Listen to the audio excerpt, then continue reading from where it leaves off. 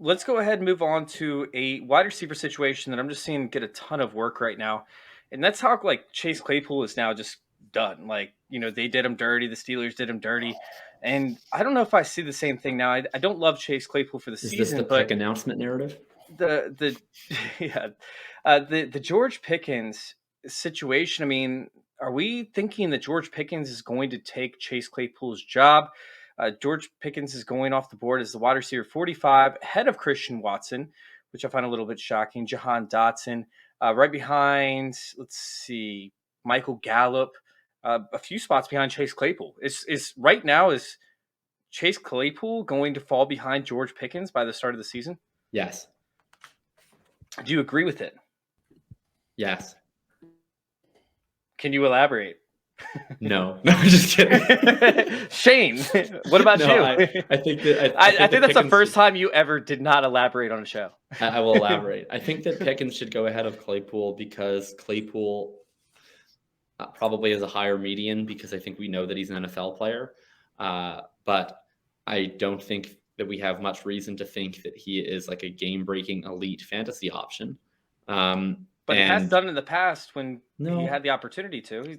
He had multiple big touchdown games and multiple big fantasy weeks, and honestly, just Ben could not get him the ball. He didn't want to throw further down 10 yards on the field.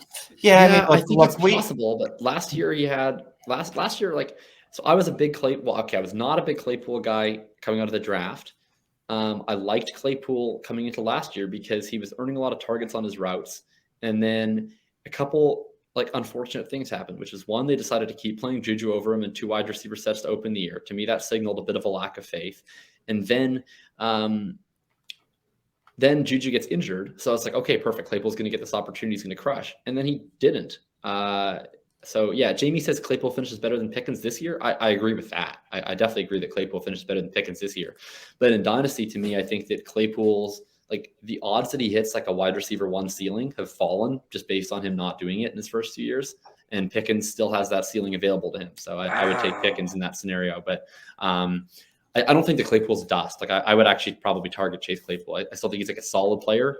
And I don't think that there's much in his profile that suggests he's a vastly different bet than say Bateman or Ayuk or Judy or these other young players who have been solid and unspectacular, but who cost way more because they have sexier narratives at their back right now. Shane? I mean, what's there to say? Look, we can make excuses for Chase Claypool if we want, just like I did with Juju there, but Deontay Johnson was fine. And actually Claypool was fine last year too. The only thing that really regressed last year from his rookie year was his touchdown scoring. Other than that, he was basically the same dude. His targets per route came down though. He was getting more routes and his target share was static. So he wasn't earning as many targets on his routes, which is the issue for me. But clearly they don't. Fine. But either way, I mean, Pittsburgh just drafted a wide receiver in the second round, so they've pretty much told us either Claypool or Deontay Johnson's gone after this year. So it's Deontay though, right? You're not re-signing him. I feel like I feel like he's going to be out of their price range, but that's fine for me anyway, because if I'm betting on any of those two players, I'm going to bet on the guy that's actually produced as an elite wide receiver in the league, as opposed to Chase Claypool, who I liked going into last year. He just didn't elevate for me.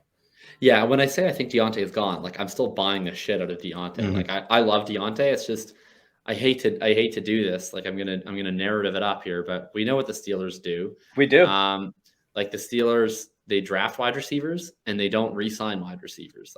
This is what they do. They draft wide receivers in round 2 and round 3, and they don't pay them the top dollar. They think that they have a system in terms of identifying wide receiver talent that they have a legitimate edge at doing through the draft.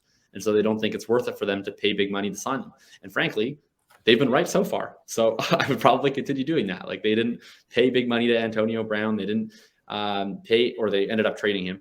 They didn't pay big money to Emmanuel Sanders. They eventually let Mike Wallace walk.